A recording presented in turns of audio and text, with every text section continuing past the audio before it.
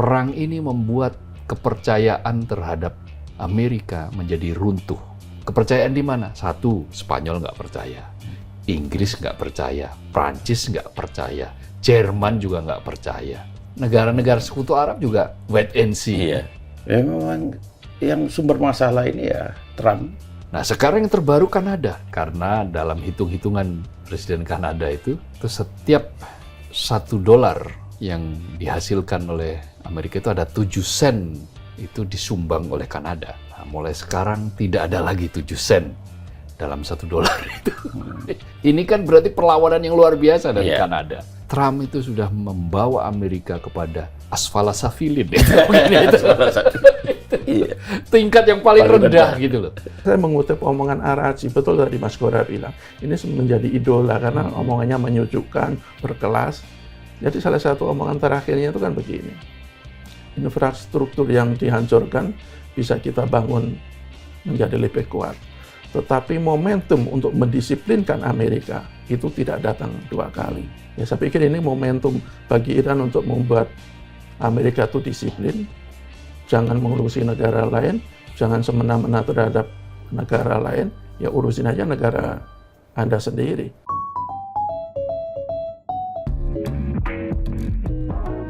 Halo Sobat Media Indonesia, salam sehat dan selalu semangat. Senang sekali bisa kembali menemui Anda dalam program Ordal, obrolan mendalam bersama orang-orang dalam. Saya Haryanto, Mas Jaka Budi Santoso. Ya Mas, siap-siap. Apa kabar Mas? Alhamdulillah, sehat. Kalau Pak Trump gimana kabarnya? Wah, itu emang susah itu orang itu. Gimana kabarnya kok susah? Bikin dunia makin nggak jelas aja tuh orang. Begitu ya, ini sebagai pemerhati Trump. Pengagum Trump. Mike Trump atau Donald Trump? Kalau Mike Trump kan vokalisnya ini ya, ular keputihan. Ular keputihan. White Lion. Mas Abdul Qahar, apa kabar Mas? Alhamdulillah. Ini pengamat Timur Tengah yang bertumbuh dari Jawa Timur dan Jawa Tengah. Makanya Timur Tengah. Iya, besar lahir dan besar di Kertosono, Nganjuk, kuliahnya di Jawa Tengah. Kuliahnya di Solo. Di Solo. Ada geng Solo juga. Kalau ini dari Klaten, PSIK. Jadi, karena di komentar-komentar itu kan banyak. Solo hadir, Klaten hadir, Kertosono hadir. Iya, smaker gitu. Ya, jadi gimana nih setelah perundingan Amerika Serikat dan Iran di Islamabad ya, Pakistan, gagal mendapatkan kesepakatan damai untuk mengakhiri perang itu. Itu kelanjutannya seperti apa ini? Bagaimana dengan gencatan senjata yang sudah berjalan 1 minggu? Apakah dengan gagalnya mencapai kesepakatan damai itu akan membuka peluang kembali terjadinya perang? Berbagai kemungkinan itu ada. Tetapi begini, terlalu naif ya kalau kita menganggap bahwa perundingan itu cukup dengan hitungan jam. Ya, jadi apa yang terjadi di Islamabad yang 21 jam itu antara delegasi Iran dan delegasi Amerika itu sebetulnya itu babak baru. Kenapa disebut babak baru? Sejak revolusi Islam Iran meletus di tahun 1979, Iran dan Amerika itu belum pernah loh bertemu di dalam sebuah perundingan tingkat tinggi. Biasanya kan perwakilan level menengah ini. Termasuk yang terakhir di Jenewa, Swiss waktu itu perundingan nuklir. Tetapi yang sangat tinggi, perundingan tingkat tinggi, di mana di situ ada posisi wakil presiden, meskipun di sana tidak luar ada negeri Trump ya saat itu. Iya, itu kan boleh disebut sebagai tingkat level tertinggi karena ada wakil presiden di situ. Di defense. Gitu. Karena Trump kan sudah ada undangan nonton UFC. Nah, jadi artinya itu perkembangan baru, babak baru. Bayangkan sejak revolusi Islam tahun 1979 di Iran, itu berarti sudah berapa tahun? Itu 47 tahun. Baru kali ini sosok-sosok pimpinan kedua negara berunding di dalam satu meja yang difasilitasi oleh Islamabad. Tetapi sayangnya ada beberapa poin-poin, ya hanya 2 atau 3 poin lah, bisa diringkas sebetulnya jadi 2 poin utama yang membuat akhirnya perundingan itu gagal. 2 poin itu, satu itu soal nuklir, yang kedua itu soal pengelolaan Selat Hormuz. Di 2 hal ini, dua pihak bertahan dengan proposal masing-masing. Iran menuding Amerika itu terlalu malak, gitu. Jadi maunya Amerika ya Iran tidak mengembangkan nuklir dan hanya di baseline, di garis batas 20%. Sementara bagi Iran yang menandatangani proliferasi mengatakan bahwa nuklir bagi setiap negara itu adalah hak untuk dikembangkan sebagai sebuah energi yang kemudian membantu negara itu untuk bisa hidup, gitu. Ditopang oleh energi mereka untuk pembangkit listrik, kemudian untuk beberapa kepentingan-kepentingan yang terkait dengan kesehatan. Ya, lantas kenapa Amerika ini? Karena Amerika curiga, Amerika curiga bahwa si Iran ini akan mengembangkannya lebih jauh lagi menjadi sebuah senjata pemusnah. Meskipun sejauh ini, selama ini tidak terbukti. Justru yang sudah terbukti itu kan Amerika. Betul. Amerika kan pernah menjatuhkan 2 bom. Iya, 2 bom atom, 2 bom nuklir Nagasaki. di Nagasaki dan Hiroshima. Itu menunjukkan sebetulnya Amerika ini ya mungkin ngarang-ngarang aja. Yang punya pengembangan nuklir untuk senjata kan justru Israel. Iya. Tapi mengapa yang selalu diungkit-ungkit, selalu digencet itu adalah Iran? Karena Iran ini terlalu kuat sebagai sebuah negara yang bisa menguasai Teluk, yang bisa menguasai Timur Tengah. Iran ini punya kekuatan besar. Penduduknya 90 juta lebih, hampir 100 juta. Kedua, ekonominya ya lumayan. Sudah digencet selama 47 tahun dengan embargo ekonomi. Fakta menunjukkan bahwa ekonomi Iran masih bisa jalan, masih bisa memproduksi drone, masih bisa membuat rudal-rudal bahkan dengan jarak yang sangat jauh menjangkau Tel Aviv. Sudah terbukti kan, Israel yang jaraknya lebih dari 1000 kilo. Jadi kekuatan-kekuatan yang dimiliki oleh Iran, kemampuan-kemampuan dan daya tahan Iran yang terbukti hampir 5 dekade, di embargo tetapi tetap jalan, ini membahayakan, tanda kutip, bagi mereka-mereka yang punya kepentingan di Teluk. Siapa itu yang punya kepentingan? Yang banyak, beberapa negara-negara yang ada di sekitar Teluk, yang mereka itu mungkin ketakutan oleh beberapa hal. Ketakutan kehilangan kekuasaan, ketakutan akan ekspor revolusi. Dulu itu terkenal loh istilahnya ekspor revolusi itu. Jadi beberapa negara di kawasan itu menganggap bahwa Iran itu akan melakukan ekspor revolusi. Tetapi kan tidak pernah terbukti itu ekspor revolusi itu. Ini menciptakan ketakutan kepada para emir, kerajaan gitu ya, yang menopang kekuasaan mereka selama ini. Mereka takut kalau sistem kerajaan atau sistem apapun yang elitisme di kawasan Teluk itu kemudian dibongkar oleh Iran, entah melalui demokrasi atau teokrasi, tetapi yang basisnya adalah demokrasi misalnya. Itu akan membuat negara-negara Teluk khawatir. Nah, kekhawatiran itu kan membutuhkan payung. Payung kenyamanannya siapa? Amerika. Cuma Amerika di era-era sebelumnya ini sangat hati-hati. Kan mantan Menlu Amerika John Kerry kan mengatakan sudah 3 presiden itu dilobi oleh Netanyahu. Netanyahu ini kan karena kekuasaannya lama sekali. Dari tahun berapa dia itu? Tahun 80 sekian itu, kalau nggak salah. Itu melobi, setiap presiden Amerika dilobi untuk menyerang Iran. Karena Israel berkepentingan selama Iran itu masih kuat, maka Israel tidak akan mampu besar. Israel akan menghadapi kekhawatiran upaya mereka untuk membangun Israel Raya itu bisa dihambat. Karena satu-satunya negara yang punya kekuatan yang mampu untuk membendung ambisi Israel ya hanya Iran. Gitu. Karena buktinya Mesir waktu itu pernah perang dan kalah gitu kan. Mesir yang dianggap besar, tetapi Iran ternyata masih kuat. Nah, itulah kenapa kemudian Netanyahu melobi para presiden Amerika ini, dan cilakanya Trump mau gitu.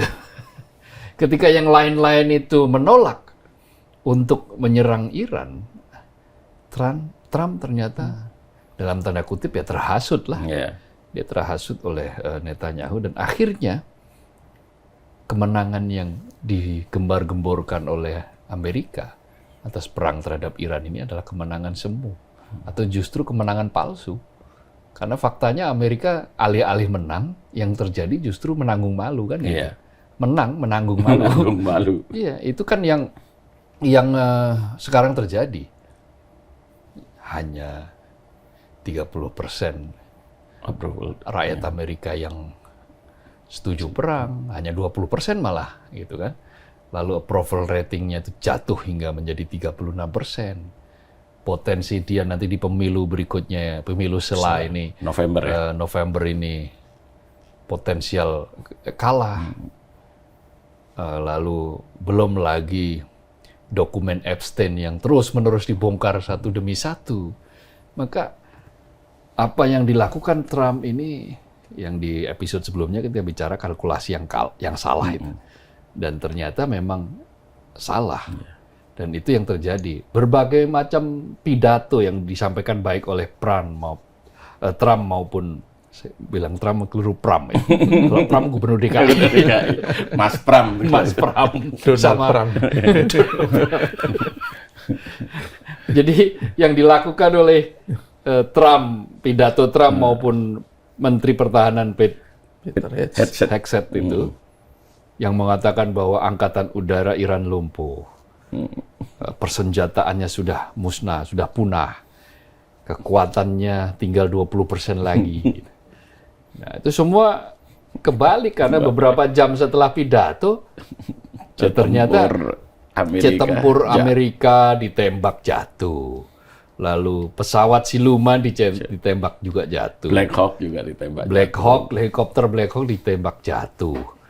Ini pesawat pengangkut si Hercules C-130 juga ditembak jatuh juga. Belum lagi pangkalan-pangkalan di negara Teluk yang sekarang sudah dari 15 lebih, dari belasan itu sekarang paling tinggal di bawah 10 yang masih eksis, dan itu pun berada di dalam ancaman untuk dihancurkan oleh Iran. Jadi pidato itu justru kebalikannya. Katanya yang tinggal 20%, nyatanya baru 20% yang hilang. Kemarin jembatan-jembatan kan jembatan dan infrastruktur kereta kan dibom. Tapi saat ini jembatan-jembatan itu sudah pulih. Beberapa jembatan sudah pulih dan kereta api itu sudah full pulih. Hanya dalam hitungan jam. Artinya apa yang disebut oleh Trump maupun Pete Hegseth ini, ya omon-omon itu. Ngarang aja. Tetapi ya akhirnya sekarang kita menyaksikan sebetulnya yang terbaik memang damai. Karena damai itu akan menguntungkan bagi semuanya. Termasuk bagi Indonesia khususnya ya. Perang itu merusak semuanya. Perang yang terjadi saat ini, harga minyak melonjak. Kemudian ekonomi murat-marit. Israel sendiri juga kalang kabut. Sekarang wisata ke Yerusalem itu yang biasanya mendatangkan pemasukan yang luar biasa di bulan Paskah, di bulan-bulan tertentu lah. Sekarang sepi. Ya gimana nggak sepi? Setiap saat ada bisa ancaman rudal, sirine meraung-raung. Ya pasti sepi lah. Nah, Belum lagi Tel Aviv yang beberapa di antara bagiannya kemudian hancur gitu kan. Ya bagi Iran ya tentu Iran juga rugi karena rakyat sipilnya terbunuh, kemudian pemimpinnya meninggal. Mereka menyebutnya sebagai syahid. Lalu beberapa infrastruktur juga kemudian porak-poranda. Nah, artinya, tapi bagi Iran, inilah harga yang sudah mereka perhitungkan. Harga yang sudah mereka, cost yang sudah mereka hitung untuk menegakkan sebuah martabat. Ya, bagi dia nggak masalah. Tetapi saya ingin mengutip salah satu kutipan dari puisinya Ahmed Faiz. Dia sastrawan besar Pakistan ya. Yang mengatakan begini bahwa perang itu hanya akan menyisakan sunyi. Sementara damai itu memberi alasan bagi kita untuk tetap menjadi manusia. Nah, artinya sebetulnya kalau para pihak ini mendengar, ya kita akan memilih damai supaya kita tetap disebut manusia. Karena perang itu hanya menyisakan sunyi. Apa sunyi itu? Banyak keluarga yang hilang, korban berjatuhan, darah mengalir, infrastruktur rusak, ekonomi morat-marit. Itu kesunyian itu akhirnya. Nah, mengikhtiarkan damai ini, ya ini yang mestinya harus dipikirkan oleh semuanya gitu loh. Bukan hanya oleh Pakistan, tapi juga oleh PBB terutama, tempat berhimpunnya negara-negara. Tapi apa iya PBB bisa mengendalikan situasi? Tanya Mas Jaka. Nah, itu selanjutnya bisa, tadi yang Mas Kohar sampaikan itu bisa dibaca di Podium Made Indonesia. Oh iya, tapi ada yang salah itu saya terjemahan. Itu puisinya bukan jangan minta lagi, itu puisinya fajar baru sebetulnya artinya subh al-fajr itu ya Pak ya. Iya. Yang dalam bahasa Arab Tapi itu. kata penutupnya itu yang memang kuat sekali itu ya. Jadi perang itu hanya menyisakan sunyi. Ahmed Faiz itu memang sastrawan anti kekerasan, anti perang. Oke, nah sekarang perwakilan dari Klaten. Jadi kegagalan mencapai kesepakatan damai dalam perundingan di Islamabad ini, itu kan tentu saja karena masing-masing pihak mempertahankan proposalnya masing-masing kan gitu kan. Tidak ada kompromi di antara kedua belah pihak ini. Nah, mengapa kok tidak ada kompromi dari perundingan itu? Kalau kabar terbaru yang dinyatakan oleh Menlu Iran, Araghchi itu, kan sebenarnya hampir deal. Oke. Tinggal hitungan inci lah kata dia untuk deal. Jadi tinggal tanda tangan damai, tinggal datang mengakhiri permusuhan dalam arti menyudahi peperangan. Ya, tetapi tiba-tiba berubah. Dan itu kan sebenarnya yang dikhawatirkan oleh banyak pihak kan. Ketika Iran itu datang ke meja perundingan dengan etikat baik, dengan etikat untuk menyudahi konflik, tetapi Amerika itu dipandang dengan ya kepercayaan terhadap mereka itu kan tidak sepenuhnya ada sekarang dari publik dunia kan. Kalau kita lihat itu Trump itu kan sering tidak konsisten, sulit diprediksi, apa yang dikatakan sangat sering beda dengan apa yang terjadi di lapangan. Dan itu terbukti di negosiasi kemarin. Karena itu tinggal deal, tapi tiba-tiba ada sesuatu yang membuat jalan yang tadinya mulus tiba-tiba menjadi buntu dan tidak dijelaskan secara rinci sih. Tetapi kan diperkirakan yang tadi dua item tadi soal pengayaan uranium yang dituntut oleh Amerika dan kemudian soal penguasaan atau pengelolaan Selat Hormuz. Dan kalau kita lihat dari para negosiator itu kan sebenarnya agak bertolak belakang kan. Banyak analisa yang menyatakan begini, negosiator yang dikirim oleh Iran itu benar-benar yang betul-betul negosiator. Ada Menlu Araghchi, ada ketua parlemen, ada sekretaris keamanan Iran, mantan atau sekretaris, ada beberapa yang memang dia benar-benar menguasai persoalan, menguasai bidang-bidang, menguasai item-item yang untuk dinegosiasikan. Tetapi kalau Iran, kalau Amerika itu tidak. Selain wapres ya, itu kan ada mantunya, dan itu pebisnis. Yeah. Ada lagi siapa? Itu pebisnis juga. Jadi mereka tidak pernah berpengalaman melakukan negosiasi yang sangat krusial. Apalagi negosiasi antar negara yang selama ini bermusuhan. Mereka bukan tipe-tipe diplomat, dia tidak bisa berdiplomasi. Makanya kalau kita baca jalannya negosiasi itu kan sangat sering kubunya Amerika itu telepon dulu ke Trump. Yeah. Jadi yang menentukan itu masih Trump, tapi kalau Iran itu mereka yang diutus itu bisa langsung mengeksekusi di situ. Jadi ada perbedaan yang bisa menghambat kedua kubu itu untuk mencapai kesepakatan, dan kalau kemudian akhirnya gagal ya sebenarnya menurut saya sih tidak terlalu mengherankan ya.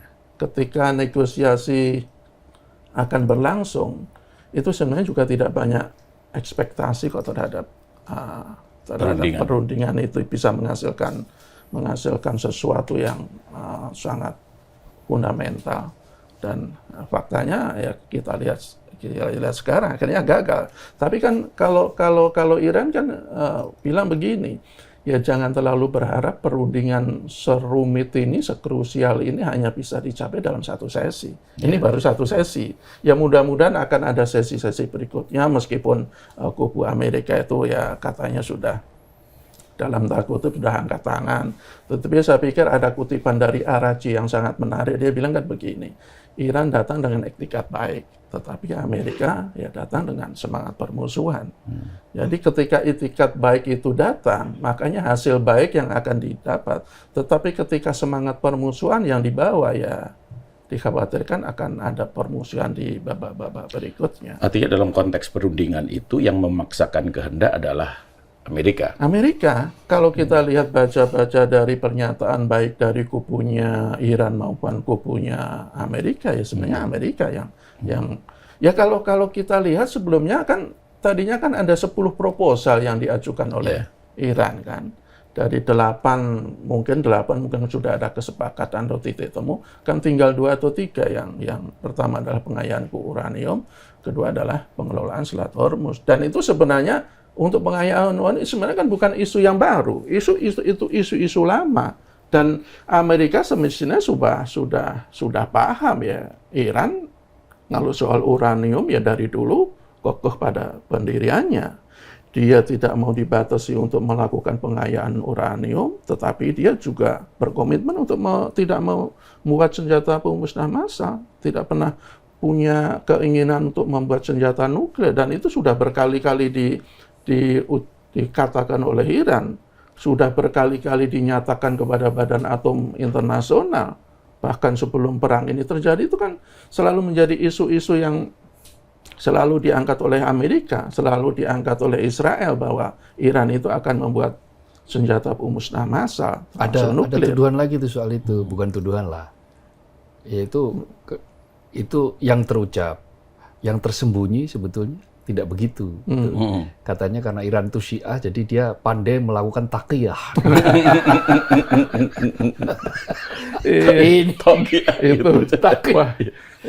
Ini banyak beredar, termasuk diedarkan oleh orang-orang yang justru mengadu domba di negara kita kan.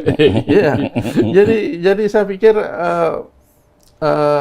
Iran sudah menunjukkan itikat baiknya. Dia sudah menunjukkan sebagai bangsa besar yang bermartabat. Dia siap damai, tetapi dia juga siap berperang. Tapi kalau Arachi itu dia tetap mengedepankan upaya untuk negosiasi perdamaian, tetapi kalau ya musuh tetap ingin melakukan agresi, ya dia siap melayani. Itu kan sebuah ciri-ciri negara yang punya harga diri, sebuah ciri negara yang betul-betul punya martabat tinggi untuk menegakkan marwahnya di dunia internasional. Dan itu selalu menjadi pegangan Iran. Kan selama ini Iran itu kan tidak pernah mencari musuh. Sejak revolusi Islam 1979 itu kan tidak pernah mengekspor permusuhan ke negara-negara lain. Negara-negara Teluk saja yang menurut saya terlalu takut, terlalu paranoid, terlalu mudah ditakut-takuti oleh Amerika, oleh Israel. Tapi faktanya Iran itu tidak pernah kok. Kalau orang bilang sekarang dia membuat proksi-proksi untuk memusuhi Israel. Kalau kita lihat yang sekarang lagi menjadi sorotan utama adalah Hizbullah. Hizbullah itu ada, kenapa?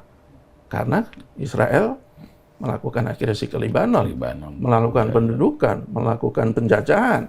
Ketika pemerintah Lebanon tidak berdaya, tumbuhlah masyarakat koalisi milisi-milisi yang kemudian menjelma menjadi Hizbullah yang menjadi lawan yang sangat merepotkan Israel. Jadi kalau kita lihat kalau kemudian Amerika itu terlalu ingin mendikte Iran, kok saya pikir salah besar ya. Saya pikir Iran itu bukan bangsa yang mudah didikte. Ribuan tahun dia sudah ada di dunia ini, menunjukkan eksistensinya, memperlihatkan kebesarannya. Kalau kita lihat ya Amerika kan baru 250 tahun. Jadi dari sisi usia, dari sisi pengalaman sebagai sebuah bangsa, saya pikir Iran itu tidak akan mudah begitu saja ditaklukkan oleh Amerika. Iya, termasuk dukungan rakyat Iran. Oh iya. Dan itu kan berbeda jauh dengan dukungan rakyat Amerika terhadap Trump kan. Iya. 8 juta orang turun ke jalan memprotes Trump.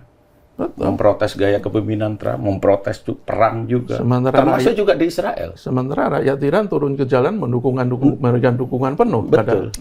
Iya. Nah, itu memang sebuah potret yang bisa kita maknai bahwa memang yang sumber masalah ini ya Trump. Iya kan? Apalagi misalnya kalau terkait dengan perundingan damai itu kan sebelumnya ada gencatan senjata, dan gencatan senjata itu kan berapa jam? 2 jam kalau tidak salah ya. 90 menit. 90 menit. Nggak sampai 2 jam. Menjelang tenggat. Menjelang tenggat. Trump akan menjadikan Iran neraka lah, kira-kira begitu kan. Iya. Nah, tetapi tiba-tiba membuat kesepakatan gencatan senjata, lalu ada perundingan damai dengan berbagai macam proposal yang disampaikan Iran, dan tampaknya baik-baik aja di awalnya, tiba-tiba terus kemudian kan berubah. Karena Amerika itu kehabisan uang. Itu dia. Jadi betul. Perang ini kan menguras cadangan devisa Amerika.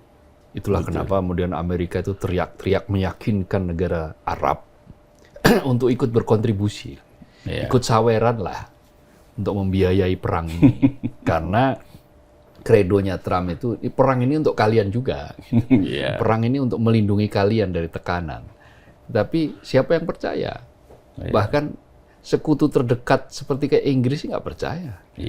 Emmanuel Macron, Prancis bahkan lebih senang dengan Iran. Nah, begitu juga dengan Spanyol, Jerman juga. Ini membuktikan apa? Ada sebuah tulisan menarik di The New York Times. Robert Pape, dia seorang profesor politik dari Chicago University. Itu dia mengatakan bahwa perang ini membuat Iran itu menjadi salah satu negara adidaya baru.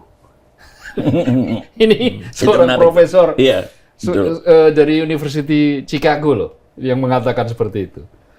Jadi the war is turning Iran into a major world. Kata-kata Pape ini, Pape ini, Robert Pape ini. The war is turning Iran into a major world power. Jadi negara dengan membawa Iran menjadi sebuah negara adidaya baru. Bahkan di meme itu kan ada negara sekarang, negara adidaya itu Amerika, Rusia, Cina, dan Iran. Ada 4. Iran masuk di dalam daftar itu melihat kemampuan daya tahan mereka dalam embargo maupun persenjataan mereka. Ini kan mempermalukan Amerika luar biasa loh. Ini persis seperti yang lagi-lagi dikatakan oleh Menlu Iran ini, Abbas Araghchi ini dia memang lagi hit ini. Jadi tren. Media darling Statementnya juga disukai anak-anak muda. Gitu. Termasuk mereka-mereka yang dari Amerika.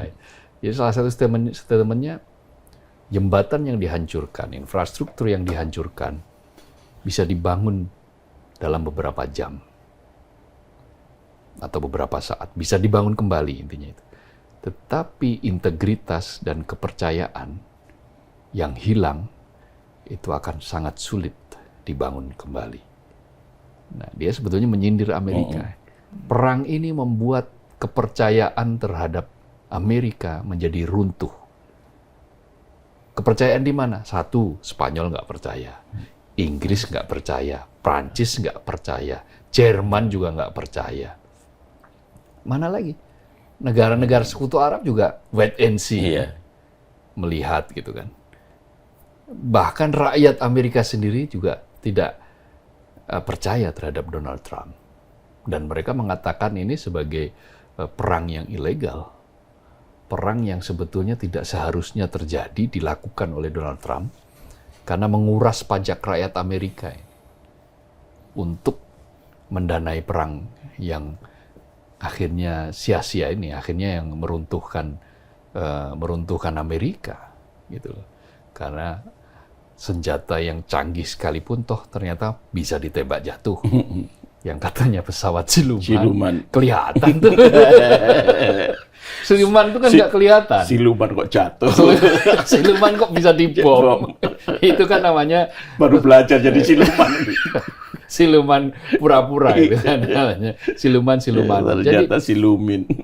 Apa yang dikatakan oleh Robert Webb ini sebuah kenyataan. Di New York Times dia menulis, seorang profesor dari Chicago University. Lalu beberapa statement-statement yang lain yang menyebabkan bahwa Trump ini sebetulnya harus disembuhkan. Karena statementnya, inkonsistensinya yang luar biasa. Lalu pernyataan lainnya yang akhirnya orang itu semakin yakin bahwa perang ini memang dibutuhkan oleh seorang Trump. Untuk apa? Untuk menutup kasus Epstein. Gitu loh. Termasuk kan sekarang kan kemarin kan Melania Trump, istrinya Donald Trump kan konferensi pers tuh. Yang dia membantah bahwa dia ada kaitan dengan Epstein. Itu sebetulnya kan banyak orang yang kemudian bertanya, loh kenapa nggak ada angin, nggak ada hujan kok? Tiba-tiba Melania bikin konferensi pers yang isinya soal Epstein. Ini kan dia menjawab Emmanuel Macron kan. Karena Donald Trump berkali-kali bilang sekutu, NATO, kemudian mengkritik Prancis, mengkritik Emmanuel Macron secara personal. Lalu kemudian Macron membalasnya dengan mengupload gambar Melania bersama Epstein itu. Lalu kemudian Melania Trump membantahnya melalui sebuah konferensi pers. Jadi ini perang ini selain perang senjata itu juga perang narasi. Dan perang narasi ini ya mau nggak mau ya dimenangi oleh Iran lah. Karena apa? Statementnya terukur, pernyataan-pernyataannya lebih menunjukkan bahwa mereka memang orang-orang yang terdidik. Ya memang kan para petinggi Iran kan PhD semua, doktor. Ya, dan sama delegasinya juga PhD. Sementara dari Amerika delegasinya didominasi oleh pedagang kan dia. Maka frame of thinking-nya, frame of work-nya juga berbeda. Kerangka berpikir maupun kerangka kerjanya pasti berbeda. Ya Amerika berhitung secara dagang, maka ketika membicarakan Selat Hormuz ya repot karena mereka pikirannya adalah pikiran dagang, sementara Iran sudah sangat-sangat cerdas. Bahkan kan ada aturan untuk membayar dengan menggunakan Selat Hormuz dengan menggunakan Bitcoin itu kan. Nah ini kan sesuatu yang luar biasa. Nah sekarang yang terbaru Kanada. Kanada kemarin, jadi dia bilang bahwa Kanada ingin mandiri, tidak lagi bergantung kepada Amerika. Karena dalam hitung-hitungan Presiden Kanada itu, sekarang itu setiap $1 yang dihasilkan oleh Amerika itu ada 7 sen itu disumbang oleh Kanada. Nah, mulai sekarang tidak ada lagi 7 sen dalam $1 itu. Ini kan berarti perlawanan yang luar biasa dari Kanada terhadap Amerika. Ini kan menunjukkan bahwa Amerika sebetulnya sudah runtuh dan jatuh. Trump itu sudah membawa Amerika kepada asfala safilin. Tingkat yang paling rendah gitu loh. Jadi dalam situasi seperti itu ya akhirnya apa yang bisa dilakukan ya hanya membalikkan dengan logika pidato yang berbeda gitu, berbeda dari kenyataannya. Iya, jadi bukan sekadar omon-omon tapi asal jeplak sebenarnya apa yang disampaikan karena jauh dari kenyataan kan gitu. Nah, terus kemudian yang selalu dipersoalkan oleh Trump adalah Selat Hormuz. Yang kedua adalah pengayaan uranium. Nah, mengapa Trump ini sangat peduli dengan Selat Hormuz dan pengayaan uranium? Meskipun kita tahulah bahwa ya dampak penutupan dari Selat Hormuz ini salah satunya memang ke Amerika kan. Ya, tapi bangsa lain kan juga mendapatkan dampak yang kurang lebih sama gitu loh. Nah, dengan dampak naiknya harga BBM di Amerika itu kan kemudian timbul resistensi dari rakyat Amerika terhadap Trump kan. Ya, kalau kita lihat kebijakan-kebijakan yang dibuat Trump itu kan tidak lebih seperti penjajah di era modern kan. Dia ingin menguasai wilayah orang lain, kemudian menyedot sumber daya alam yang ada di situ. Ya, salah satu yang belum lama ini kan Venezuela kan. Presidennya diculik, dibawa ke Amerika dengan alasan karena dia menjadi bagian dari kartel narkoba. Tetapi ya ujung-ujungnya dunia kan paham, ya sebenarnya Amerika hanya ingin menguasai minyak aja, minyak Venezuela sebagai salah satu produsen atau sumbernya paling banyak di dunia, Venezuela. Ya itu nggak beda jauh dengan Selat Hormuz. Ya logikanya kan begini, kalau hukum internasional itu ketika sebuah selat atau daerah pesisir, ya itu kan milik negara-negara yang di situ, bukan Amerika yang jauh di jaraknya ribuan kilometer tiba-tiba ingin menguasai Selat Hormuz. Itu logika hukumnya di mana?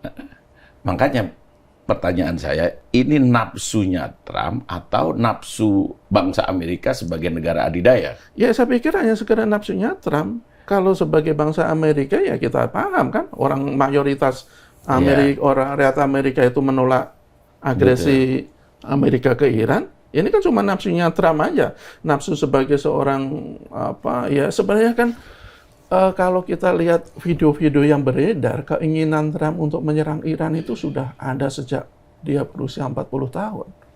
Jadi ini mungkin untuk menguasai minyak. Iya, untuk menguasai minyak karena waktu itu dia masih betul-betul seorang pedagang. Ya kan, 40 tahun dia pedagang. Sekarang kebetulan dia menjadi presiden. Jadi repot juga ketika seorang presiden negara adidaya, negara yang militernya paling kuat, yang punya ribuan hulu ledak nuklir, tetapi dikelola oleh seorang pedagang yang mindset-nya itu hanya soal cuan, bagaimana mendapatkan keuntungan, bagaimana menguasai negara lain demi menguntungkan negaranya, itu kan repot. Dan untungnya sekali lagi negara-negara di dunia itu kan mulai sadar siapa sebenarnya Amerika. Tadi Mas Gora sebut Kanada, sebelumnya kita juga paham bagaimana seorang Macron menyerukan kepada dunia internasional untuk menempuh atau membuat jalan ketiga tanpa Amerika. Dia mengungkapkan itu ketika berdialog dengan mahasiswa di Seoul, Korea Selatan. Itu menunjukkan bahwa ya Amerika tidak bisa lagi semena-mena sebagai negara yang harus dipatuhi oleh negara-negara lain. Dia tidak bisa menjadi polisi dunia. Dunia saya pikir sudah berubah, dan perubahan itu terjadi di Timur Tengah, khususnya terjadi di Iran. Jadi kalau kita ada pepatah berkah di balik musibah, saya pikir itulah ya. Ketika terjadi musibah di Iran, perang di Iran, ribuan rakyat sudah menjadi korban, ya berkahnya dunia semakin sadar bahwa Amerika itu tidak boleh dibiarkan semena-mena, bahwa Amerika itu bukan satu-satunya negara yang harus dituruti segala kemauannya, dan itu sudah disuarakan oleh negara-negara Eropa yang selama ini menjadi sekutu terdekat Amerika. Prancis itu kurang dekat apa dengan Amerika? Sejak Perang Dunia Kedua sampai sekarang, sampai sebelum Perang Iran itu, apa yang diinginkan oleh Amerika ya cenderung diamini. Kurang erat apa Inggris dengan Amerika, Jerman, Spanyol. Tapi dalam Perang Iran itu kan semuanya menjaga jarak. Yang selama ini sangat dekat, sekarang kan membuat sekat dengan Amerika kan. Sampai akhirnya diledek Trump sebagai macan kertas. Iya, sebagai macan kertas. Dia meledek kapal Indo Inggris hanya mainan. Itu kan secara diplomasi seorang kepala negara menyatakan hal seperti itu kan sangat tidak patut. Ya menurut saya wajar kalau kemudian negara-negara Eropa itu juga terusik harga dirinya. Spanyol dia melarang udaranya untuk pesawat-pesawat Amerika yang akan menyerang Iran. Austria juga bahkan tidak hanya di Eropa, di negara-negara Asia yang selama ini menjadi sekutu Amerika, Jepang, Korea, Australia, dia menolak keinginan Trump untuk ikut terlibat perang di Iran kan. Itu menunjukkan bahwa era Amerika itu sudah menuju senjakala menurut saya, dan itu semuanya karena ulah Trump. Dan kalau kemudian rakyat Amerika itu semakin keras bersuara untuk menentang Trump, ya saya pikir ada benarnya dan sudah selayaknya itu mereka lakukan. Jadi senjakala Amerika karena ulah Trump. Ulah Trump. Karena dan satu lagi menurut saya yang menjadi pelajaran yang sangat berharga dari perang Iran. Amerika melawan Iran saja sudah pontang-panting. Apalagi kalau melawan Cina. Iya. Tambah lagi Rusia. Ya, tambah lagi Rusia. Jadi makin panting-pontang. Kan ada pengamat militer itu kalau Amerika perang lawan Cina itu nggak butuh waktu lama, itu habis katanya dia. Wah, kemarin saya bilang kelimpungan, karena kelimpungan setelah itu linglung. Ya nggak, kalau nggak kelimpungan bagaimana dia berkali-kali minta negara-negara sekutu untuk terjun ke perang Iran kan? Kalau dia merasa punya kemampuan yang luar biasa untuk bisa menghancurkan dia, ya dia tidak perlu mengemis-emis negara-negara Eropa. Ya logikanya di situ aja sebenarnya. Jangan-jangan gencatan senjata yang sampai sekarang masih berlaku ini karena Amerika ini sudah mulai kehabisan energi untuk menyerang Iran. Untuk rehat sejenak, untuk menyusun strategi, untuk memperkuat militernya di kawasan itu bisa jadi. Dan itu sudah dicurigai lagi oleh Iran juga kan. Iya, dan ini pasti dimanfaatkan Iran untuk membuat rudal-rudal mereka kan, karena rudal-rudal itu kan dibuat dalam jangka waktu yang tidak lama ternyata. Tidak lama. Cepat. Jadi gitu kalau menurut statement dari ini ada data terbaru itu justru wawancara The Wall Street Journal, ya.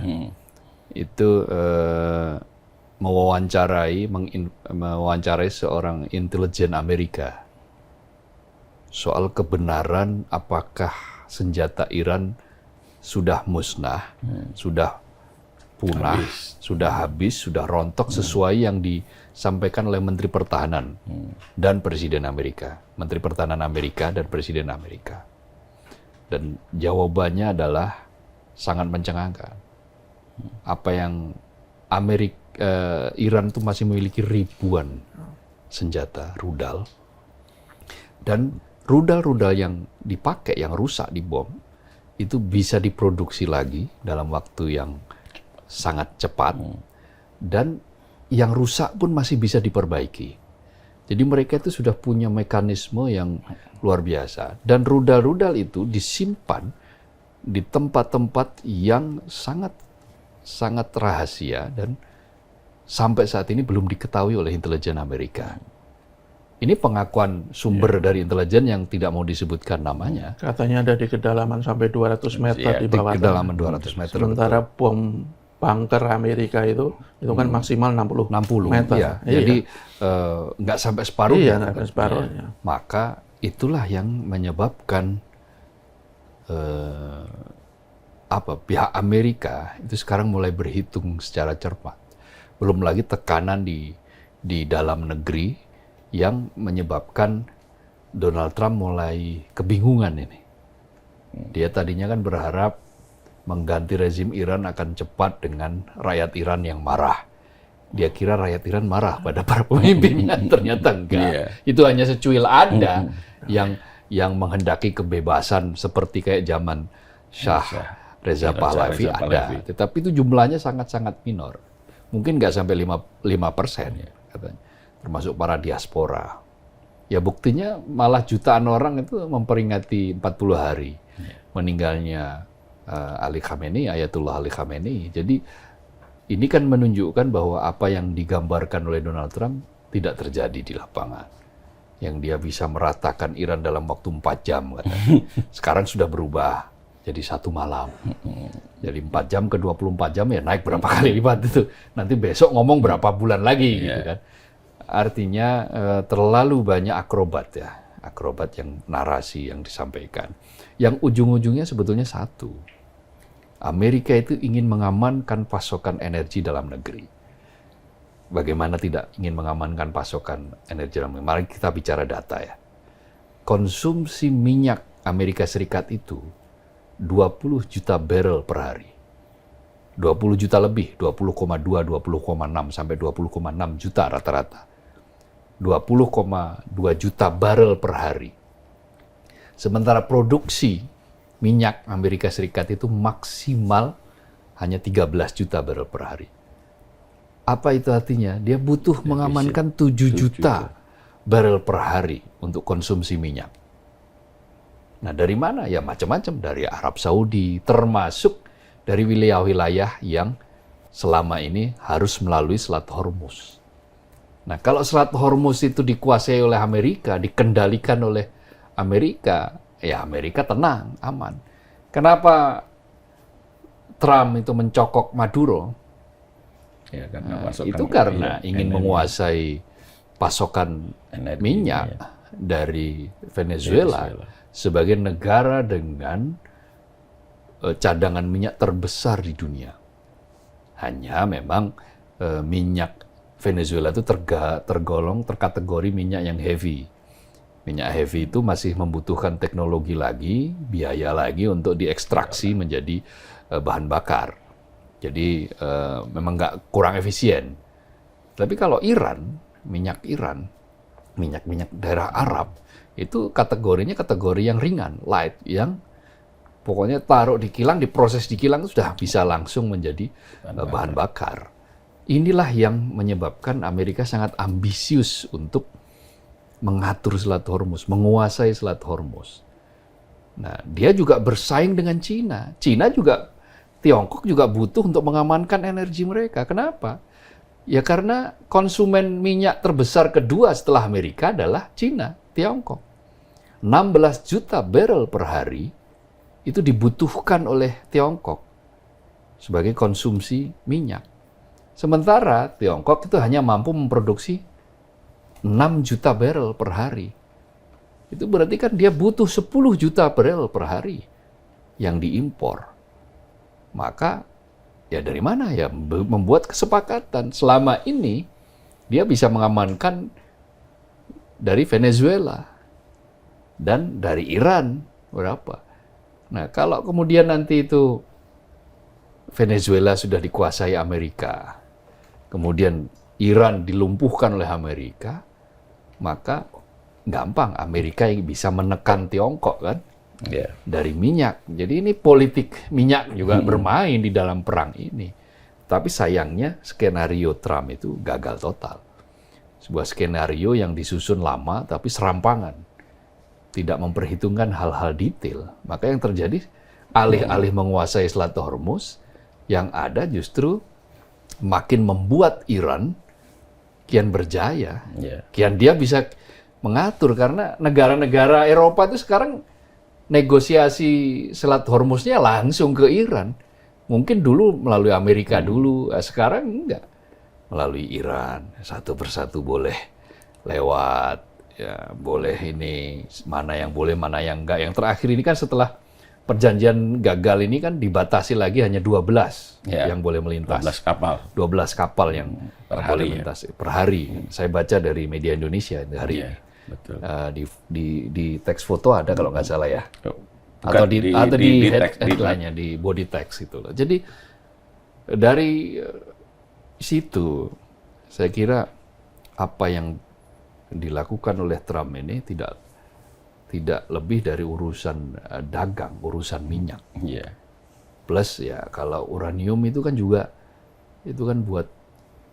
membuat bagaimana supaya Iran itu tidak memiliki daya di bidang militer. Tapi Iran cukup cerdas. Tidak harus dengan bom nuklir bagi dia untuk menguasai dunia. Nah, dia lakukan dengan drone-drone yang murah itu. Lalu dengan rudal-rudal yang dia produksi mulai dari menengah sampai jangka panjang. Kehebatan Iran itu adalah karena orangnya pintar-pintar. Ini warisan dari Persia. Iya, Persia. Persia itu adalah peradaban tertua di bumi ini kan. 8.000 tahun, 5.000 tahun sebelum Masehi. Itu sudah ada peradaban Persia, sudah mengenal filsafat mereka. Nah, sekarang warisannya ya terus-menerus itu. Sempat stuck di era Reza Pahlavi. Kenapa stuck? Karena berhasil dikasih gula-gula lah oleh Amerika. Ya, mereka mabuk kebebasan. Elit-elitnya mabuk kebebasan. Lalu rakyatnya kemudian tapi malah menderita. Lalu hadirlah sesuai Ayatullah Ruhullah Khomeini yang memimpin sebuah revolusi yang membebaskan gitu rakyat Iran dengan slogan Revolusi Islam Iran. Dan kita saksikan setelah Revolusi Islam Iran luar biasa. Tingkat literasi di Iran itu naik drastis. Angka melek hurufnya itu 97%, bayangin coba. 97% loh. Itu sebuah capaian yang luar biasa. Lompatan yang hanya nggak sampai 5 dekade. Hanya 4 dekade dibutuhkan untuk membuat. Dan itu yang dipikirkan oleh Iran pertama kali itu.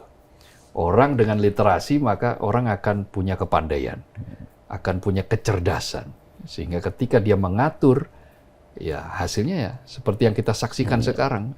Kemampuan membuat rudal, kemampuan dalam mengolah minyak sendiri, membuat kilang sendiri, teknologi sendiri, tentu saja aliansi dengan Cina, dengan Tiongkok, dengan Rusia. Tetapi kemampuan untuk memodifikasi itu lahir dari sebuah kesadaran akan pentingnya literasi, pentingnya pendidikan yang dia dibangun dari fondasinya itu dari awal. Ya presidennya itu ahli dokter jantung, lalu ada beberapa ahli matematika, juru bicara militer itu kan ahli matematika itu.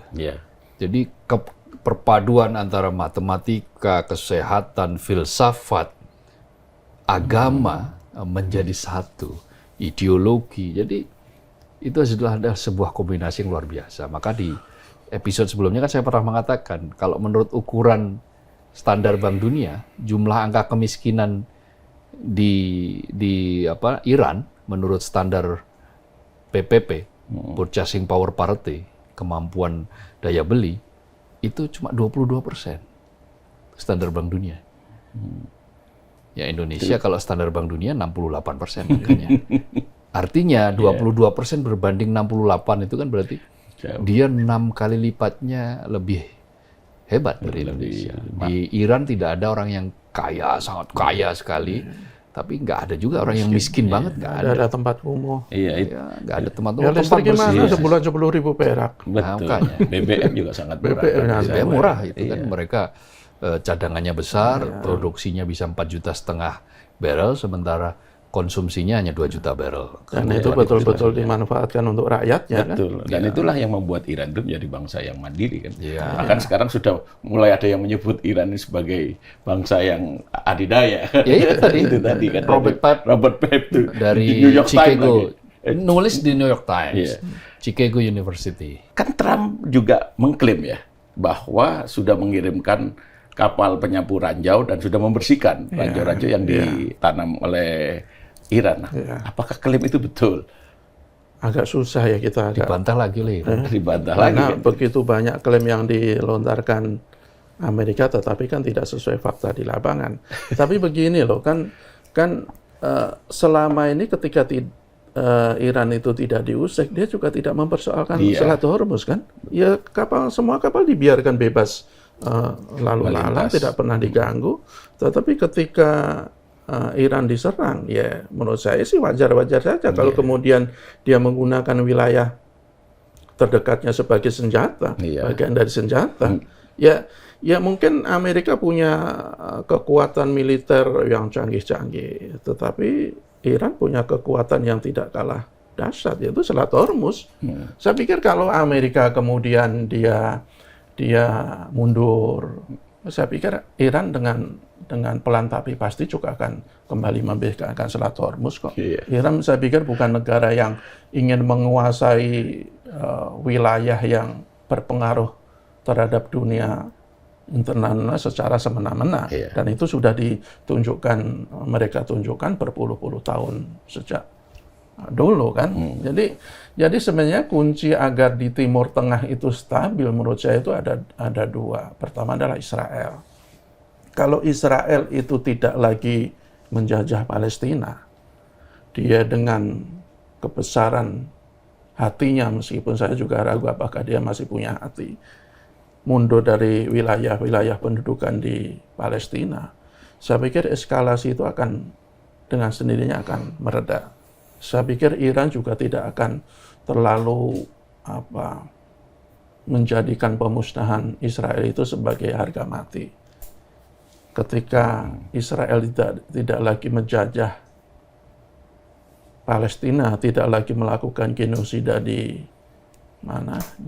Gaza, tidak lagi melakukan pembunuhan terhadap warga-warga sipil di Lebanon, saya pikir tensi di Timur Tengah itu akan reda. Yang kedua Amerika.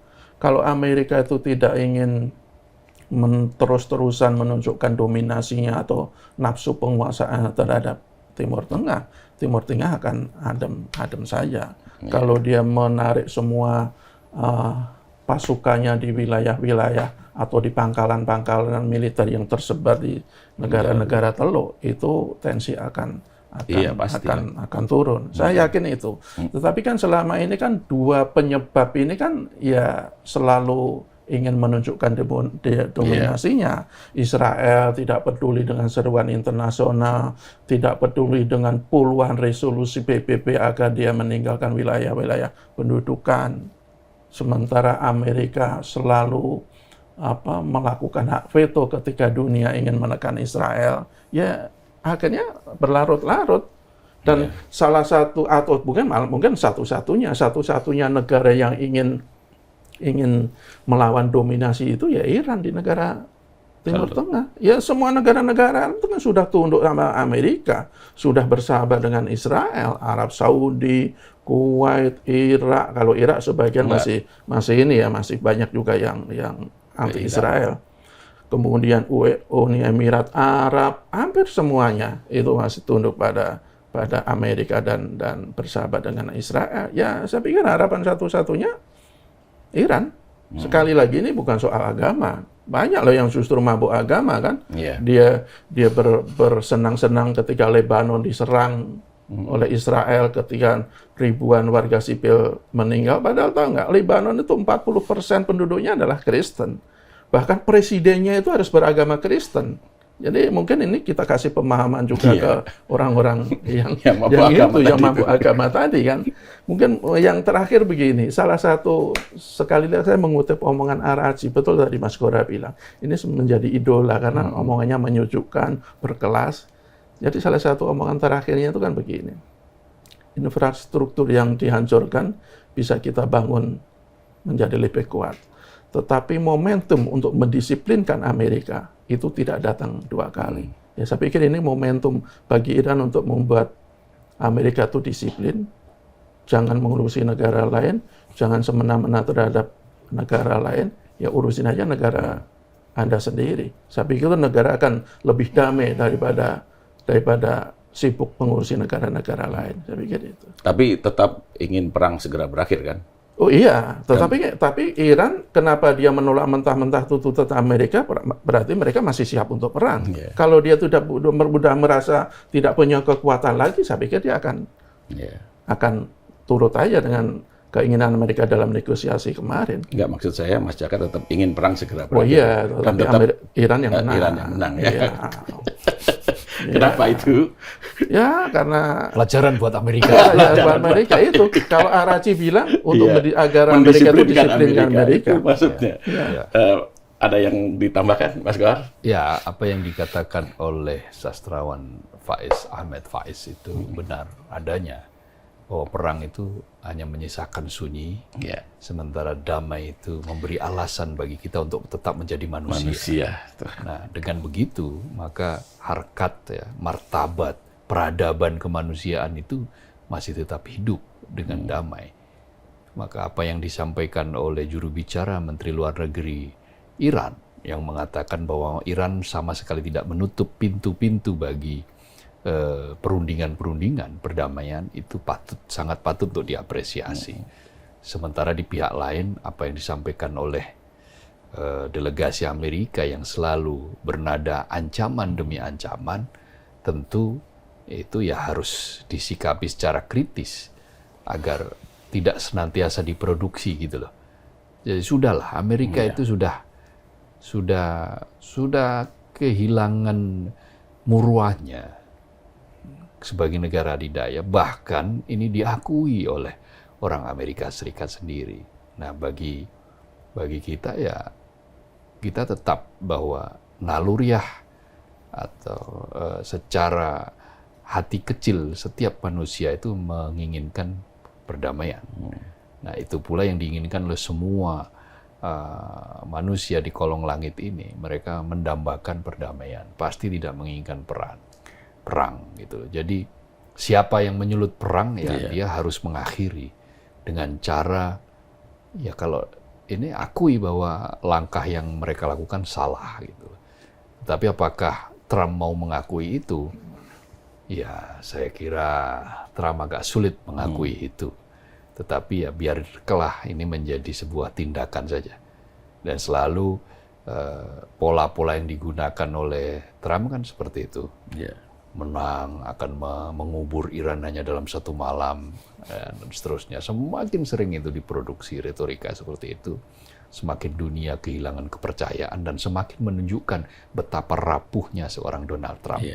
Betapa rapuhnya sebuah negara yang bernama Amerika Serikat yang katanya superpower itu.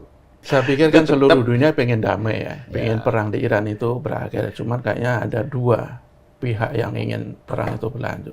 Pertama adalah Israel, kedua Uganda. Yang terakhir Uganda katanya kan mau siap untuk menerjunkan 500.000 orang ke Iran. Karena dia pro banget dengan Israel. Ya kalau kita berharap Trump dan Netanyahu segera siuman dari Uganda itu capra. Uganda itu capra. Pansos itu. Cukup ya? Cukup lah. Baik, Sobat Media Indonesia, demikian perbincangan kami. Semoga bermanfaat. Salam sehat.